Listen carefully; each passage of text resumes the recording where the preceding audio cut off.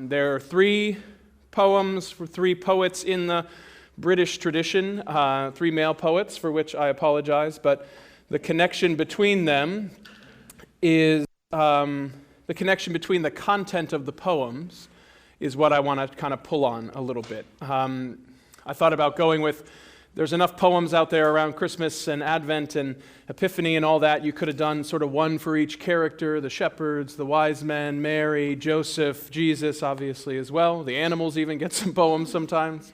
But what I decided to do instead, or also theological meditations on the incarnation, the Word made flesh, God come down to earth. There's all sorts of beautiful possibilities there as well. So next year, we'll take that on. This year, I was struck with some poems that talked about the celebration of Christmas, our commemorations of it, and the power that that has in individual lives or within our sort of human society. So the idea here is not about, these are not necessarily theological explications of the incarnation. These are reflections on the way in which we keep Christmas and the power that that has for us. So we're going to start with probably a lesser-known poem by T.S. Eliot, a very well-known poet, who has a lot of great Christmas poetry. But this one's called The Cultivation of Christmas Trees. The second poem is by Robert Bridges, former poet laureate of the UK from 1913 to 1930, so through World War I and into the interregnum a little, into the intervening years there a little bit as well. And he's written and translated a number of the hymns that are in our hymnal, so we'll read him in a little bit. And then we have selections, because I can never quite break free of Tennyson's In Memoriam, which is and is not a Christmas poem. It's much more than a Christmas poem, but there's some really interesting ways in which Christmas plays an important part in that story. So we'll talk about that a little more in a second. But what I'd like to do is read them through all the way, slowly, but you have them here to follow along with. And then talk a little bit about it, but then also hear from you guys after we explicate this a little bit. Some of the things that stood out to you, and maybe not a review of the poem, but maybe something that you picked up as something you gleaned along the way here. So we'll start with The Cultivation of Christmas Trees by T.S. Eliot. There are several attitudes towards Christmas, some of which we may disregard: the social, the torpid, the patently commercial, the rowdy, the pubs being open till midnight, and the childish, which is not that of the child, for whom the candle is a star, and the gilded angel spreading its wings at the summit of the tree is not only a decoration, but an angel. The child wonders at the Christmas tree. Let him continue in the spirit of wonder. At the feast as an event, not accepted as a pretext, so that the glittering rapture, the amazement of the first remembered Christmas tree, so that the surprises, delight in new possessions, each one with its peculiar and exciting smell, the expectation of the goose or turkey, and the expected awe on its appearance, so that the reverence and the gaiety may not be forgotten in later experience, in the bored habituation, the fatigue, the tedium, the awareness of death, the consciousness of failure, or in the piety of the convert, which may be tainted with a self-conceit displeasing to God and disrespectful to children. And here I remember also with gratitude St. Lucy, her carol, and her crown of fire. So that before the end, the 80th Christmas, by 80th meaning whichever is last, the accumulated memories of annual emotion may be concentrated into a great joy, which shall be also a great fear, as on the occasion when fear came upon every soul, because the beginning shall remind us of the end, and the first coming of the second coming. just this page here. Steve, keep this page in front of you for a second.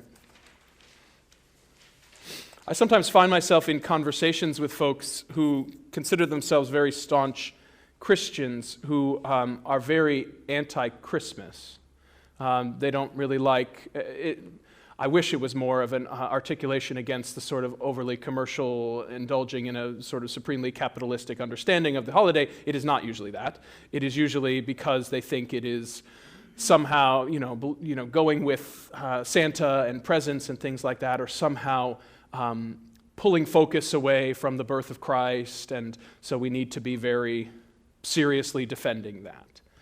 As I confessed a couple of weeks ago, that is not my position on Christmas. I love Christmas. But this is the poem that I come back to explain why I love Christmas. Why I think it's actually important to celebrate, and why, when we had the conversation of how to celebrate Christmas in our home, we went full on with Santa and presents and things like that. And as we go through, I'll pull some of that out, but it's just an interesting argument for Christmas here. So he starts with this opening stanza here, several attitudes towards Christmas. He sort of rattles off these ones that are more dismissible, right? Social, the lazy ones, the commercial ones, the just an excuse to party ones, and then the childish ones who do sort of not indulge in the deeper meanings of it. But then he goes on to sort of say, but that is not the same as how children experience Christmas. Children have the ability to see the star on the tree as a star, an angel on the tree as an angel, right? That imaginative barrier that is so rigid in adulthood is so much more permeable as a child. And so they wonder at the Christmas tree. That's not just question it, they're in awe of it. And then he lists all these things that inspire that sense of wonder, that sense of awe, right? That the glittering rapture, the amazement of that first tree when you first see it, the surprises and the delight of getting a present, of seeing them under the tree, of coming down the stairs or around the corner and seeing that. It's not about the present itself, it's about that experience of amazement and surprise and delight and expectation. All of that is wrapped up in these practices. And the reason that's important then in the third stanza here is so that the reverence and the gaiety may not be forgotten in later experience. And then he lists some of those later experiences that are, unfortunately, what it means to be an adult. In bored habituation, the fatigue, the tedium, the awareness of death, the consciousness of failure, all these things that along life have sort of diminished our ability to wonder and delight in things. They turn us kind of hard and cynical. And so this is where I say the reason to celebrate Christmas full on is to sort of build up as much of a granary full of happiness that you have something that as it gets diminished by the failures, by your awareness of your mortality, of your seriousness as you become an adult, you have something to recall or pull on from that, something to draw from as well. So that, before the end, the 80th Christmas, whichever Christmas is the last Christmas, and there's this great phrase, the accumulated memories of annual emotion may be concentrated into a great joy that's going to kind of carry you through from age 10 or whatever to age 100,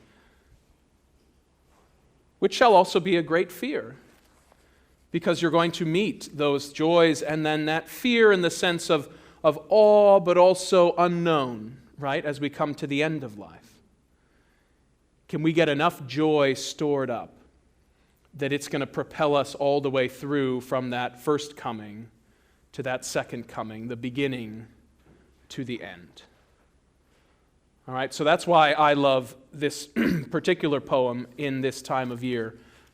It justifies my practices and behaviors, but I think for reasons that eloquently state some of that. But wait, before you turn the page, tell me what you think about this one. Ginny? I just think the energy and excitement that of the tree. People like to think out, oh, I gotta get the lights, so this. Yeah. But also too, the energy you're bringing to the house. Yeah. You know, your friendship is like. The tree sort of serves as a focal point for that, but it's almost like you literally gather around the Christmas tree. Yeah, the energy of the season, that spirit, exactly. Yeah, go ahead. So I think it's not so great. I like paragraph 2. Everything else is so sorrowful and full of empty joy, and made me sad as you went to the third and fourth paragraph. Yeah. Because I don't agree with this whole idea we're storing up. We're having joy every day. Today, with you here, we're making joy and looking. And we should be celebrating that as we continue as we age. I would love if that were true, and I think you're right. We should be. Eliot is not one to turn away from the dour side of things, to try to sort of throw in some shadow side to what should otherwise be a happy moment. But I think, I sometimes say this, I don't think this is linguistically true. But if you say something is unadulterated, right, it's sort of pure, right, it's pristine. Therefore, to adulterate something is the opposite of that. To become an adult is the muddying up, the messying up of that which was unadulterated to begin with. So I hope that people can live with that sense of joy and wonder and amazement. But that is sort of a spiritual discipline, a muscle we need to exercise, because life keeps kind of trying to diminish that a little bit. Carrie, go ahead. Wonderful, thank you. Blue Christmas, yeah? A lot of people can't, it's hard always to keep that joy when it's like. Yeah. And we did. We had a lovely service of that on Friday that some of you were able to attend, so thank you for that. But yeah, that was our sort of attempt to name that for some people it's extra hard to try to feel that gaiety, that fun this time of year. There may be a heaviness about things. You expect for adults, maybe not, I love that, but everyone else, you think you should be happy, but you're not. And Right. then, you know, and so then that's an adult expectation, so it's harder, like, Yeah. a lot of people are. But I agree with you, Jen. Well, when we're kids, everything's magical. Wait a minute. Christmas was magical for me. Yeah. All mysterious, and then I, of course, believed in Santa at the very early stages, and the sense of magic continued for a couple of years. I used to sing in the choir at Grace Cathedral in San Francisco. Oh. Boys choir. And the most amazing moment was a Christmas Eve service where we're gathered in the corridors, put on our costumes and everything, candles all over the place, and we walk out. We used to, I forget what you call it. Anyway, yeah, the whole thing was just Yeah. happy. And this is 10, 11 years old. And, Yeah. and unfortunately, when you grow up, the natural thing that goes away. Sometimes it does, yeah. But you can still try to grasp it. I think that's exactly what Eliot's saying here, yeah. And so your version is, you have that same sort of stored up, accumulated memories of annual emotion, of being in the choir, of getting ready, of that excitement, that expectation of the beauty of the service. That is your sort of wellspring to draw from. Yeah. And again, that's why the round and about, the sort of regular celebration of it becomes its own important practice as we accumulate Christmases over the years, which is excellent. Carrie, last thought before we move on. It's kind of like a word for a spot of time, the remember pleasure for Peter Elmer. Yeah. But I bet that was what about what's the thing about St. Lucy? I thought she was the eyeball, taken out. She did, which is an interesting, so Eliot, I'm sure, knew that, right? But he also knows that we've got the sort of beautiful tradition of, in Sweden, the eldest daughter at the solstice, or at, I think it's the 13th, St. Lucy's Day, comes, sort of gets up early and then gets this crown of candles that she puts on, and then sort of comes and I think brings breakfast to everybody or something like that. And then there's this little hymn or carol that goes along with that. And later in life, I forget exactly the full story. If Vince was here, he could tell us. But she, by tradition, would tell you, has her eyeballs put out. Yeah. And that's part of her sort of martyrdom, if you will. Not quite killed, but punished in that way, which is a fascinating metaphor to play around with. with as far as what you can see and not see as a child versus an adult, the wonder, the beauty, the happiness, the excitement that then gets ripped out of you as you get older. So I think Eliot is playing with that a little bit as well. But, why bring up that in that way? That may be part of that. Jane? Well, that's which is one better. You get to the ends and you find the picture where you begin. Right. We shall come. So 4 quartets, another set of poems by Eliot that says sort of, Begin, start with the wonder. that would be nice, sort of coming back around. And there is that cyclical nature of Christmas itself that we try to recover every year through those, there's a reason we go out of our way to try to make magical moments this time of year. It's both to recapture but also replenish some of the magic that was overflowing when we were children. Turn the page to the Robert Bridges poem on the back side there. This is,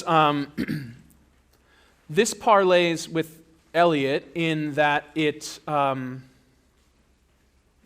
talking about one of those things we do every Christmas that allows us to recall past Christmases, but also to be emboldened for present Christmases. So it's called Noel, Christmas Eve, 1913. 1913 in England, we know what's going on. We're on the edge, we're on the verge of World War I. And so you'll hear that sort of echoed in this poem a little bit. And then we've got Pax Hominibus Bone Voluntatis. Anybody have a Latin bone? Peace to men and goodwill, right? So the angel's song that has sung in Luke, right? Let's read this through. A frosty Christmas Eve when the stars were shining, fared I forth alone where westward falls the hill. And from many a village in the watered valley, distant music reached me, peals of bells a-ringing. The constellated sounds ran sprinkling on earth's floor, as the dark vault above with stars was spangled o'er. Then sped my thoughts to keep that first Christmas of all, when the shepherds watching by their folds ere the dawn heard music in the fields, and marveling could not tell whether it were angels or the bright stars singing. Now blessed be the towers that crown England so fair, that stand up strong in prayer unto God for our souls. Blessed be their founders, said I, and our country folk, who are ringing for Christ in the belfries tonight, with arms lifted to clutch the rattling ropes that race into the dark above and the mad romping din. But to me, heard afar, it was starry music, angels' song, comforting, as the comfort of Christ when he spake tenderly to his sorrowful flock. The old words came to me by the riches of time, mellowed and transfigured as I stood on the hill, hearkening in the aspect of the eternal silence.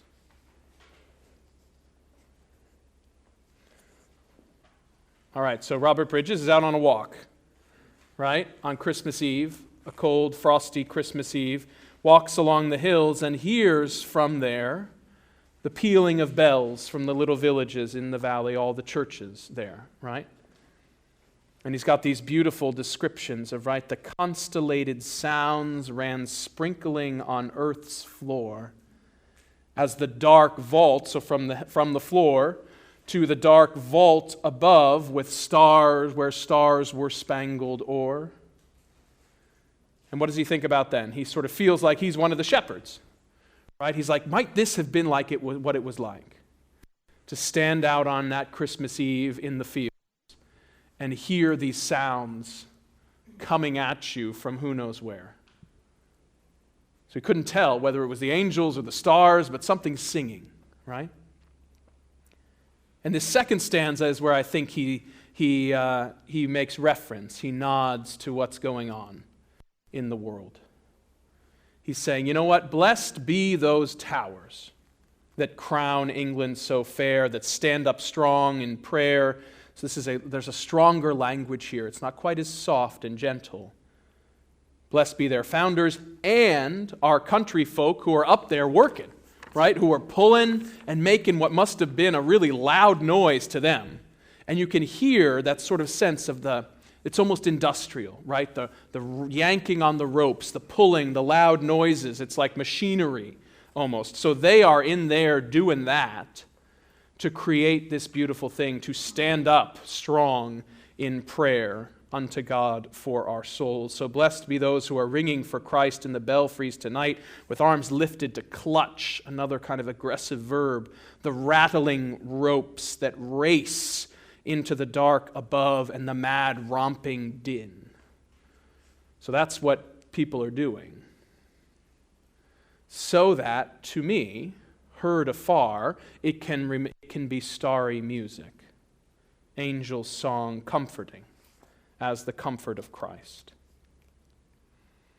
There are those who are facing down the loudness of the world, the aggressiveness of the world, and transmuting it into hallowed and transfigured, that sound is. And instead of it being really loud, he's hearkening in this aspect of silence, but the eternal silence, right? The presence of the eternal in silence now broken with these beautiful peals of bells. So every Christmas Eve, the bell ringing on Christmas Eve, is both an act of resistance against those people who are not men of goodwill. The peace that is wished, they are standing up for. And it is also a gift to those who, I think Bridges at this point was too old to go to war, so would not have been in the throes of this. So he is appreciating the way in which that work is allowing him to contemplate the great mysteries of life and the universe on this Christmas Eve. What do you think? What do you notice in here? Well, I think it's probably not so different from that time when Christ was born, because it was chaotic, and Caesar said everybody's got to go and get counted, and I'm Yeah. sure there was a lot of chaos. Roman occupation was probably not a happy life for the Jews, at least there. There was this chaotic registration that was happening that required them to take this journey, and oh God, we got to get... Yeah. What's coming? What exactly is this about? Is this going to happen? Is it not? I mean, if you're gonna date your poem, right? There's a reason you're going to date your poem. Right, AJ? I mean, if you're going to put it in there and you're looking at it from like a creative writing thing, there's a reason you put a year in there. Yeah. You know when he wrote it? I don't know. I only know that it was dated as this and then published. I don't know if it was after the fact or around that time, but I think he had he became poet laureate in 1913. Yeah.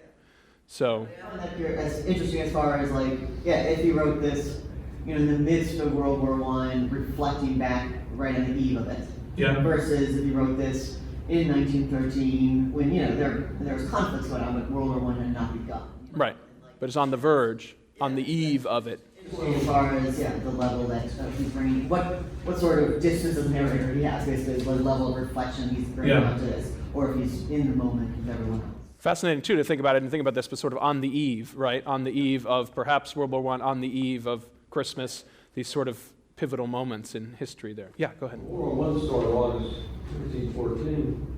In 1913, I don't think anybody thought that they were facing a world war. Right. Conflict, maybe. Right. No, everyone, I think, was surprised when it turned into a world war. Right. In my understanding, there were rumblings, though, that may not have, I don't think anybody, I hope nobody forecasted what it would what it would become. But I do think there were plenty of people who were saying, this is something's brewing. Right. Yeah. So that, again, that's sort of the eve of something happening. Carrie? In the melody that transfigured toward on command, is he talking about himself or old world, old words came to me, but there's times you make time relevant and figure, or the old words? Or are they mellowed and transfigured by the riches of time? The old words I think that's, well, what do you think? Well, he's standing on the hill, he's with the hill, I don't know. Well, I think that's probably part of what he's playing with, right? So the words are changed, or is it me who's changed? Been transfigured and mellowed by the riches of time. Here, a positive spin on time, right? The riches of time. Little different than Eliot. Well, he's not thinking of the newborn Christ at all. He's thinking of imminent Christ spreading his message. Right. When he says the old words, I guess he's referring to one of the sermons of Jesus. Right. And I guess that lets him reflect on the profoundness of it all. Yeah. Hearkening in the aspect of the eternal silence. Yeah. Joanne? That's what I was just, that hearkening in the aspect of the eternal silence is always there. No matter whether you're looking at a Christmas tree or hear the sounds of the many villages, in the end, that hearkening of the eternal silence is always for us. Yeah. And that unknown Right. and ominous. A little ominous. Yeah, I remember Eliot with a little bit of that fear mixed in at the end there. But how interesting the ways in which our Christmas traditions are at once this mad romping din, but then also meant to bring us to a place of such awe where there's nothing to be said. And that's a little bit of what we try to accomplish within the liturgy, right? We've got the brass, we've got the big, "Oh, come all you faithful," and the organ's going and the choir's going, everything. But then we insist upon a moment after communion of quiet. And then we have Silent Night, right? And what we've started doing here is after Silent Night, in the candlelight, everybody's sort of on their knees, lights are down. We read the prologue to John, right? In the beginning was the Word, and the Word was with God, and the Word was God. And that is that sort of coming out of the eternal silence, God spoke the Word into being, the world and the Word into being. And that's what we're trying to get to in this story. Yeah, Carrie. The first Eliot poem talks about smells, and then it talks more about sound. Oh, that's nice. That's a good thing to point out. Yeah, we talked about smells and sound. Let's turn ourselves over to In Memoriam here. So I hope you know about this poem. If you don't, please rectify that.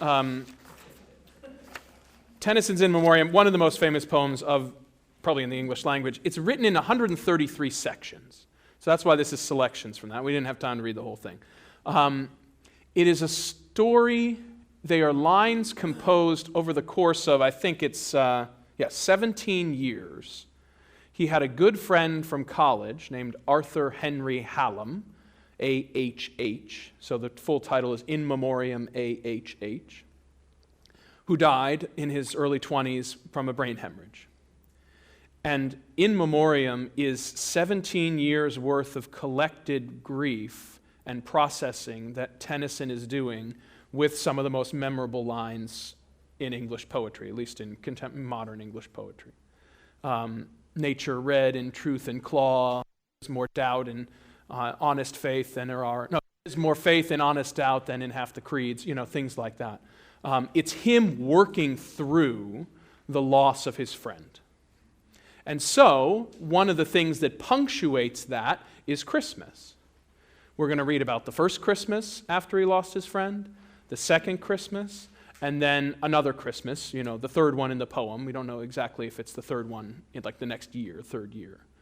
But it's these annual recyclings of these practices and the way in which he engages with them and what they mean to him that changes over time, that he captures over time in this poem.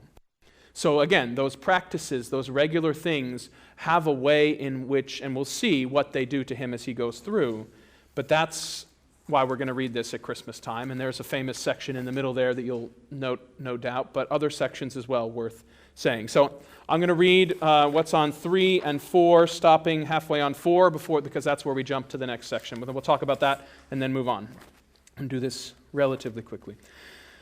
The time draws near the birth of Christ. The moon is hid, the night is still. The Christmas bells from hill to hill answer each other in the mist. Get the bells again here? 4 voices of 4 hamlets round, from far and near, on mead and moor, swell out and fail as if a door were shut between me and the sound. Each voice 4 changes on the wind, that now dilate and now decrease. Peace and goodwill, goodwill and peace, peace and goodwill to all mankind. This year I slept and woke with pain. I almost wished no more to wake, and that my hold on life would break before I heard those bells again. But they my troubled spirit rule, for they controlled me when a boy. They bring me sorrow touched with joy, the merry, merry bells of Yule. With such compelling cause to grieve as daily vexes household peace and chains regret to his decease, how dare we keep our Christmas Eve, which brings no more a welcome guest to enrich the threshold of the night with showered largesse of delight in dance and song and game and jest. Yet go. And while the holly boughs entwine the cold baptismal font, make one wreath more for use and want that guard the portals of the house. Old sisters of a day gone by, gray nurses loving nothing new, why should they miss their yearly due? Before their time, they too will die. With trembling fingers did we weave the holly round the Christmas hearth. A rainy cloud possessed the earth, and sadly fell our Christmas Eve. At our old pastimes in the hall, we gambled, making vain pretense of gladness, with an awful sense of one mute shadow watching all. We paused. The winds were in the beach. We heard them sweep the winter land, and in a circle, hand in hand, sat silent, looking each at each.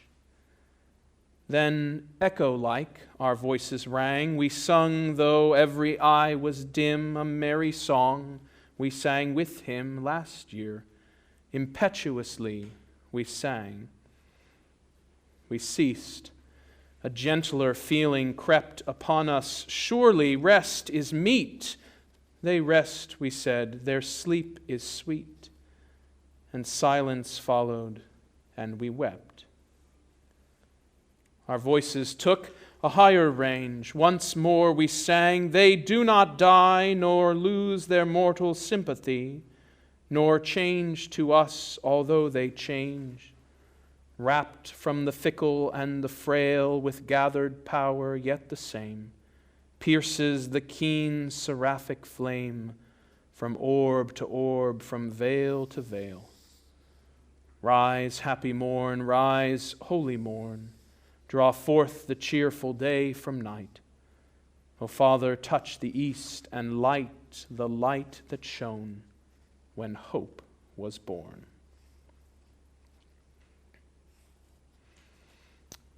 So much in each of these stanzas to pull on, but the general idea, do you pick up on, right?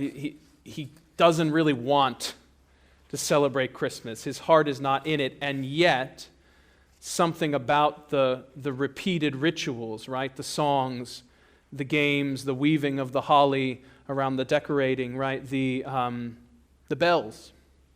They hear it introduces the possibility of joy, even though he just can't feel it. I didn't even want to get out of bed that day. I didn't even want to hear those bells one more time. And yet by the end he says, you know what, I'm not feeling it, but we're trying here. We're trying. We're going to sing some songs, the songs he liked. We're going to say, okay, you know what? Rise, happy morn. Rise, holy morn. Draw forth. Come on, I want some cheerful day from night. O Father, touch the east with light, and the light that shone was hope was born. He can't feel it, but he at least is getting to the point, because of those rituals and those practices, where he wants a sense of hope, a sense of moving forward, a sense of light in the darkness where he sits. So here, and sadly fell our Christmas Eve on this first one. I'm going to move us to the second one, just because you can compare it directly here. Again at Christmas did we weave the holly round the Christmas hearth. The silent snow possessed the earth, and calmly fell our Christmas Eve. The Yule log sparkled keen with frost. No wing of wind the region swept, but over all things brooding slept the quiet sense of something lost. As in the winters left behind, again our ancient games had place, the mimic pictures breathing grace and dance and song and hoodman blind. Who showed a token of distress? No single tear, no mark of pain. O sorrow, then can sorrow wane? O grief, can grief be changed to less? O last regret, regret can die? No, mixed with all this mystic frame, her deep relations are the same, but with long use her tears are dry. So that's the second Christmas, right? And you see the difference there? There's a calmness, there's a quiet. There's not a sense that it's over, but there's a sense that things have moved a little bit in him. They've moved from that bereft state, and he's almost questioning it at the end, right? He said, wait a minute, we didn't show a token of distress, so we didn't have pain or tears. And he's saying, can sorrow actually leave? Can grief be changed? Can regret die? He says, no. Mixed with all this mystic frame, her deep relations are the same. It's still there. But with long use, her tears are dry. Which I take to mean perhaps not that he is getting over it, but he's beginning to get beyond it, which is different, right? A difference of degree in this sense of grief and loss. But it's fascinating to see that progression, right? From one year to the next, what time has done, and the repeated games and decorating and practices of Christmas give him a chance to sort of recall what last Christmas was like, and is sort of punctuated in the middle here of things are changing a little bit. I'm not quite ready to party, but I'm feeling different this year than I was last year. All right, I'm going to push us on here, okay? And we're going to read this all the way through, and then we'll talk for a couple minutes. I hope we'll have a little bit of time here. The time is near the birth of Christ. The moon is hid. The night is still. A single church below the hill is pealing, folded in the mist. A single peal of bells below that wakens at this hour of rest. A single murmur in the breast that these are not the bells I know. Like strangers' voices here they sound in lands where not a memory strays, nor landmark breathes of other days, but all is new, unhallowed ground. He's traveling here, right? He's not home. Tonight, ungathered, let us leave this laurel. Let this holly stand. We live within a stranger's land, and strangely falls our Christmas Eve. Our father's dust is left alone and silent under other snows. There, in due time, the woodbine blows, the violet comes, but we are gone. Saying, we're only here for a little while, we're going to leave by spring. No more shall wayward grief abuse the genial hour with mask and mime, for change of place like growth of time, has broke the bond of dying use. Let cares that petty shadows cast, by which our lives are chiefly proved, a little spare the night I loved, and hold it solemn to the past. But let no footstep beat the floor, nor bowl of wassail mantle warm, for who would keep an ancient form through which the Spirit breathes no more? Be neither song, nor game, nor feast, nor harp be touched, nor flute be blown, no dance, no motion, save alone what lightens in the lucid east. Of rising worlds by yonder wood, long sleeps the summer in the seed. Run out your measured arcs and lead the closing cycle rich in good. All right, pause. We're about to get into it. He's somewhere else. We don't know where, but he's somewhere else. And that somehow has helped break him free of that past cycle. And not only has it helped break him free, he's helping him to move beyond his own understanding of Christmas. Not just about games and stuff, but about, I don't really care as much about the harp or the flute or the dance or the moving, save alone what lightens in the lucid east. He's looking more for that more cosmic birth of Christ, right? Not just the party games. Of rising worlds by yonder wood, probably over east. Long sleeps the summer in the seed, new life coming. Run out your measured arcs and lead the closing cycle rich in good. So he's looking for something a little deeper here from Christmas. To which he says now, ring out wild bells to the wild sky, the flying cloud, the frosty light. The year is dying in the night. Ring out wild bells and let him die.